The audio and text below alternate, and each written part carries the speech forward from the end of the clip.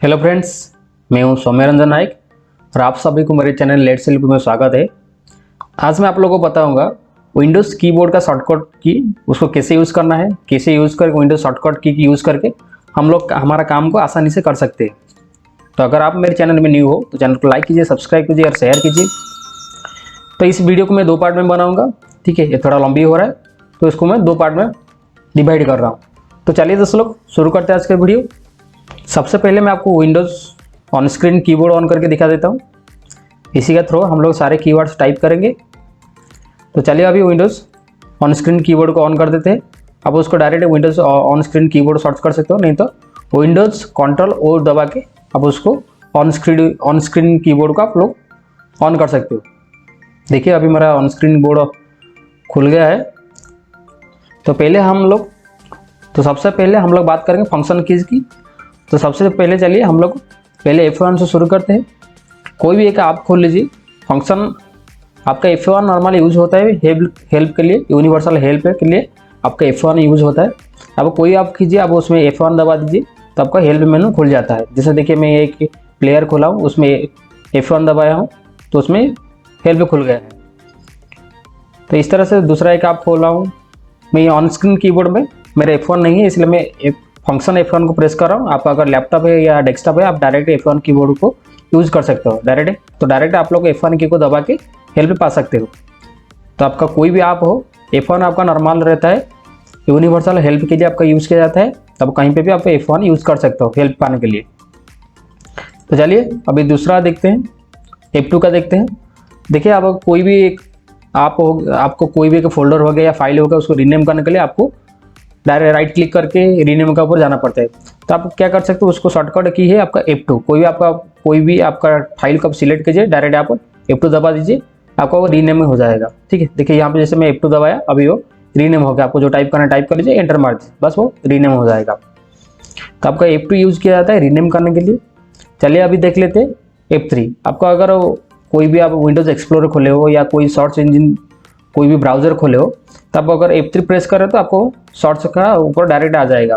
देखिए अभी मैं F3 यहाँ पे प्रेस कर रहा हूँ तो डायरेक्ट शॉर्ट्स का ऊपर सिलेक्ट हो रहा है। आप जो टाइप करना टाइप कर सकते सर्च कर सकते हो।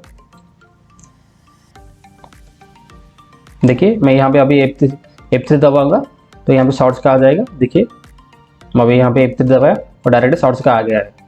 ठीक है, तो ये होगा फाइल मैनेजर में। अब अगर चाहो तो आपका कोई भी ब्राउज़र में आप F3 दबा के आपका शॉर्ट्स कर सकते हो।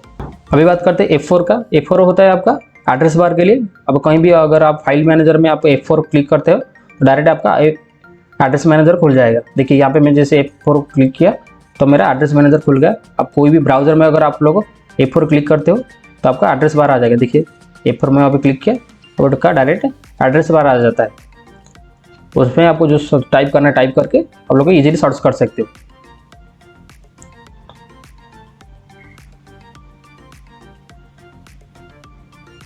देखिए यहाँ पे भी डायरेक्ट आपका F4 सिलेक्ट करो, F4 क्लिक करोगे तो आपका डायरेक्ट वो जो लिंक है आपका लिंक एडिट करने के लिए आ जाता है। तो एक F4 के बारे में। अगर अभी चलते देखते हैं F5 आपको जैसे ये पता है आपका F5 होता है आपका रिफ्रेश करने के लिए।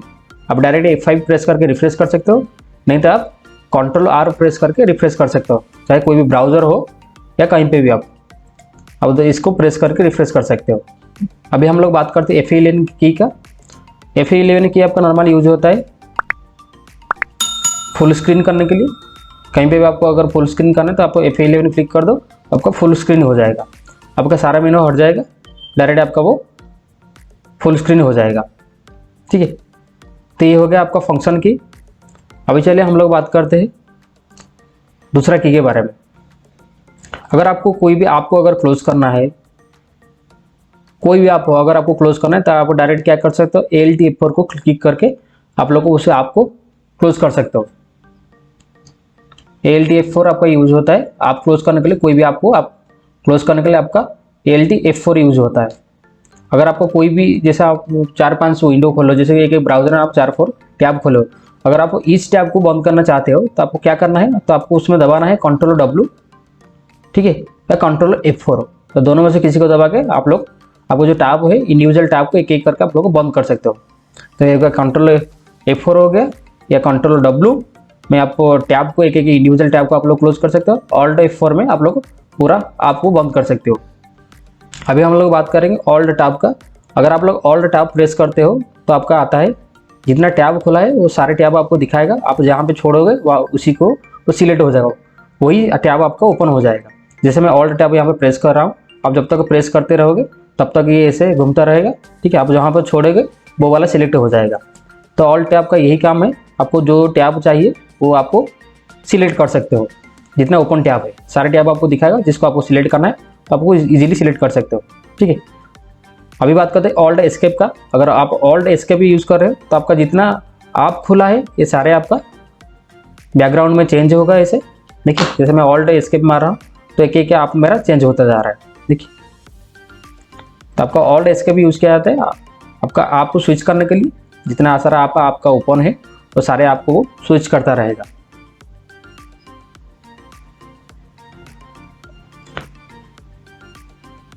अभी हम लोग बात करते हैं ऑल्ट राइट की और ऑल्ट लेफ्ट की। ऑल्ट राइट की और लेफ्ट की है आपका, ऑल्ट राइट की आपका नॉर्मल यूज़ किया जाता है फॉरवर्ड के लिए, और ऑल्ट लेफ्ट की आपका यूज़ करता है नॉर्मल बैकवर्ड के लिए, बैक के लिए।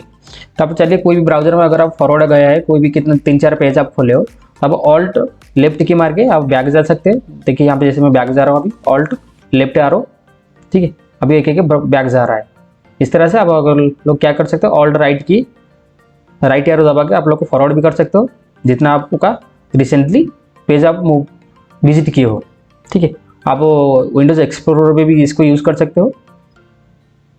फाइल एक्सप्लोरर में अगर ऑल्ट लेफ्ट मारोगे, ऑल्ट लेफ्ट एरो मारोगे तो आपको बैक लेगा, आप ऑल्ट राइट एरो मारोगे तो आपको फॉरवर्ड लेगा वो, ठीक है। अभी हम लोग बात करते हैं पेज अप और पेज डाउन के बारे में, ठीक है। तो आपको नॉर्मल कोई भी एक, जैसे आप कोई भी एक वेब पेज खोलो, उसको आपको नीचे नीचे जाना है, एक एक पेज करके नीचे जाना है, तो आप माउस स्क्रॉल करके जा सकते हो, ठीक है। नहीं तो आप पेज अप पेज डाउन की मार के आप लोग ऊपर नीचे कर सकते हो इजीली। एक एक पेज वो अप डाउन होता है, ठीक है। नहीं तो आप स्पेस बार मार के भी डाउन कर सकते हो। इधर पेज डाउन में डाउन होगा, नहीं तो स्पेस बार, नहीं तो आपका जो माउस का स्क्रॉल बटन है आपको स्क्रॉल करके डाउन कर सकते हो। ऐसे आपको ऑफ करने के लिए माउस का जो स्क्रॉल की है उसको आपको ऑफ की तरह घुमाना है, नहीं तो आप पेज ऑफ का की आपको दबाना है। तो इस तरह से आप लोग पेज अप डाउन इजीली कर सकते हो। अभी हम लोग बात करते हैं कंट्रोल ऑल्ट का। सारे फाइल, मान लीजिए आप कहीं भी एक फोल्डर है, आपको सारे फाइल सिलेक्ट करना है तो आपको क्या की दबाना है, तो आपको कंट्रोल ए दबाने से आपको सारे फाइल सिलेक्ट होता है, ठीक है। आप डायरेक्ट उसको सारे को सिलेक्ट कर सकते। कैसे? एक ही की आपको यूज़ करना है, कंट्रोल ऑल्ट, तो सारे आपका जितना फोल्डर है या फाइल है आपको सारे में इसमें सिलेक्ट हो जाएगा। कंट्रोल एम, अगर आप शिफ्ट राइट एरो दबाओगे तो आपका एक एक फाइल सिलेक्ट होगा, शिफ्ट लेफ्ट एरो में आपका एक एक फाइल डीसिलेक्ट होगा, ठीक है। तो अगर आपको पूरा सा फाइल सिलेक्ट करना है तो आपको कंट्रोल ए दबाना है। अगर आपको एक एक लाइन चूज करना है तो आपको शिफ्ट डाउन आ रहा है, शिफ्ट अप आ रहा आपको दबाना है। अभी अगर आप मान लीजिए आपको कॉपी पेस्ट करने के बारे में अभी मैं आपको बताता हूँ कॉपी पेस्ट का शॉर्टकट की। अगर आपको कॉपी करना है, कंट्रोल सी में आपका कॉपी होता है या कंट्रोल इंसर्ट में आपका कॉपी होता है, दोनों की से आपका कॉपी होता है। कंट्रोल सी या कंट्रोल इंसर्ट, दोनों में से किसी को यूज़ करके कॉपी कर सकते हो, ठीक है। देखिए उसको जैसे मैं कॉपी करना है तो कंट्रोल इंसर्ट में कर रहा हूँ, तो यहाँ पे शिफ्ट इंसर्ट करोगे तो आपका पेस्ट होगा, नहीं तो कंट्रोल भी। तो आपको कॉपी करने के लिए कंट्रोल सी या कंट्रोल इंसर्ट, या पेस्ट करने के लिए आपका कंट्रोल भी और शिफ्ट इंसर्ट, तो इसको यूज़ करके आप लोग कॉपी पेस्ट कर सकते हो, ठीक है। जैसे कि मैं यहाँ पे कॉपी पेस्ट कर रहा हूँ, इस तरह से आप लोग को ये शॉर्टकट यूज़ करके कॉपी पेस्ट कर सकते हो इजीली।